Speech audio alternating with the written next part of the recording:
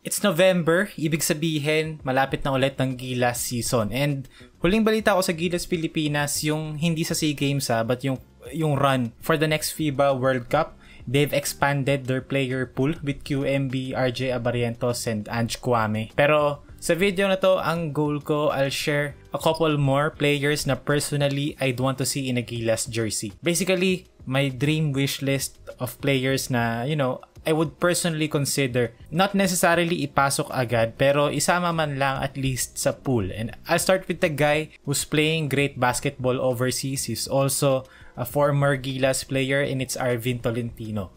Before sa KBL stint ni Arvin Tolentino, medyo gets ko yung reservations ni Coach Tim Cone actually on including Arvin sa Gilas. Kasi yes, PBA-wise, great scorer si Arvin Tolentino, pero if you scale him to international level, I think yung motor, foot speed, and yung overall athleticism niya, medyo dun kasi nagkakatalo noon. Pero lately sa KBL, lahat ng yan seems like hindi na niya ganun ka-problema. Yet, meron pa ring flashes, pero he transformed himself. So ngayon, mas nakakasabay na siya sa international standards as a small forward, naturally.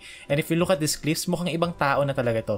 He's quick, he's nimble, comfortable siya creating na nasa kanya yung bola, and mukha na talaga siyang wing instead of a stretch four trying to fit himself to play more of a small forward. So far through 9 games sa KBL, nag-average si Arvin Tolentino ng 12.6 points, 2.8 rebounds, and 1.1 assists per game. Very good numbers yun considering na unang season niya to internationally. Yung game kasi doon, very different compared dito sa Pilipinas na, 12 minutes na nga, tapos sa kanya pa umiikot yung sistema. So, reasons why I would consider Arvin Tolentino na isama ulit sa pool.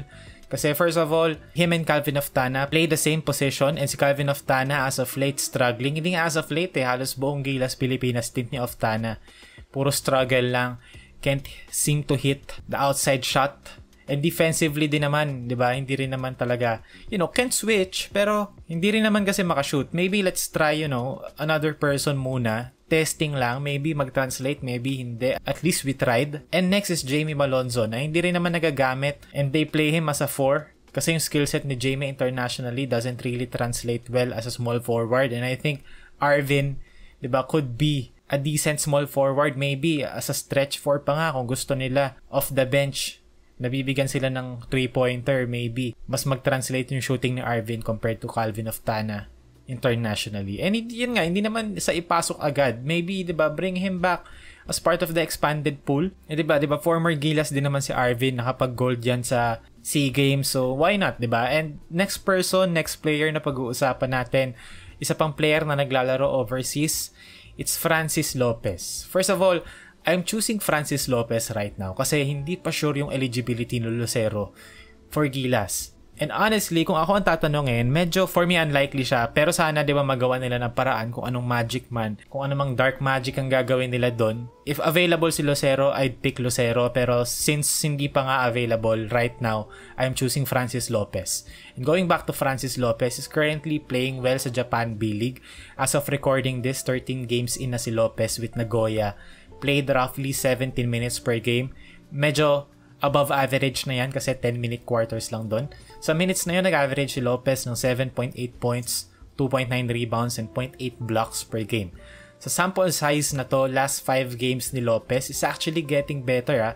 Sa games na yun, nag-average siya ng 13 points, 4.6 rebounds, and 1.4 assists at 20 minutes. Isa sa mga larong yon, naka 27 points siya. And that's very good to see. And I really enjoyed watching Lopez sa Pilipinas live na matagal ko nang kinancel. Nag-subscribe ulit ako para sa video na to. It's nice to see Nice finally finding his role sa loob ng basketball court. And si Lopez yung perfect example of what I've been trying to say for years. Advocate ako ng players playing to international standards, kagaya ng sinabi ko kay Tolentino. 6'5" pero wing, Which is fine, which is perfect. Pero si Lopez kasi ever since before, many people say na shooting guard small forward kapag 6'6". Pero kahit dati pa kasi, hindi na talaga naturally equipped si Lopez to be that kind of player. Kumbaga yung ganun kasi nagsa-start siya sa grassroots.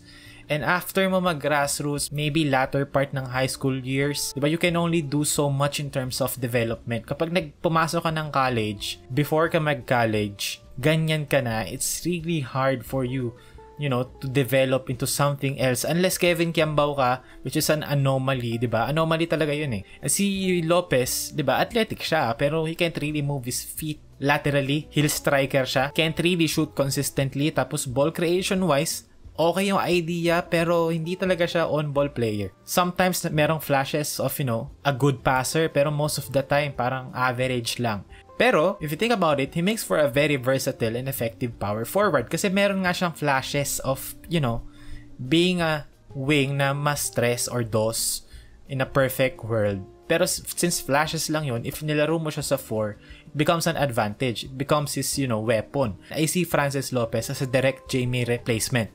I wouldn't say an upgrade, pero mas consolidation ng skill set. Like, he's not shooting the 3 ball well at all, as in, isa lang buong season so far sa B-League. Pero kung ginagamit lang din naman si Malonzo as the 4, di ba? Why not have Francis Lopez instead?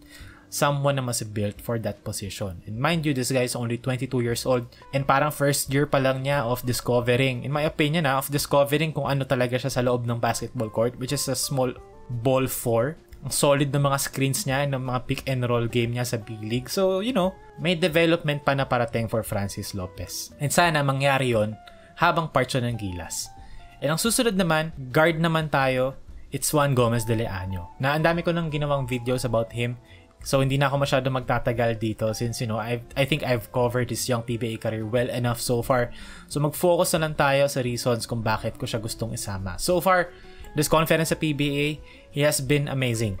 Averaging 14.5 points, 7.3 rebounds, and 8.7 assists per game. May time pa nga na halos triple-double yan yung averages niya. And for me, I think it's time to consider ulit yung guard position ng Gilas Pilipinas. Kasi si Jordan Heading na paboritong isali ng lahat, na laging sinasama sa expanded pool, has been struggling with injuries as of late, unfortunately. And compared to Juan, si Juan kasi mas healthy, mas maraming years ahead of him, mas athletic pa nga, and can shoot din naman. Like Jordan Heading, not maybe to Heading's, level, pero pwede na. So, why not ngayon pa lang, habang maaga pa, bata pa si Juan, diba? Isama na at least sa pool para kasama siya sa development and ma-familiarize agad ulit sa program and, install yung hinahanap ni Coach Tim na disiplina and control sa mga gwardiya na gusto niya. So, ayun, these are the 3 players I would personally, include sa expanded pool ng Gilas Pilipinas. Maybe kapag kailangan ipasok sa roster. I understand continuity and all, pero sometimes we just have to accept na some things are not working as well as we intended to. So yun lang naman yung idea ko. It's not necessarily, na dapat kasama tong tatlong to. It's just more of me sharing my thoughts, sharing, my ideas dito sa internet. And ayun, let me know kung kayo meron din kayo mga additions, mga gusto nyo. Feel free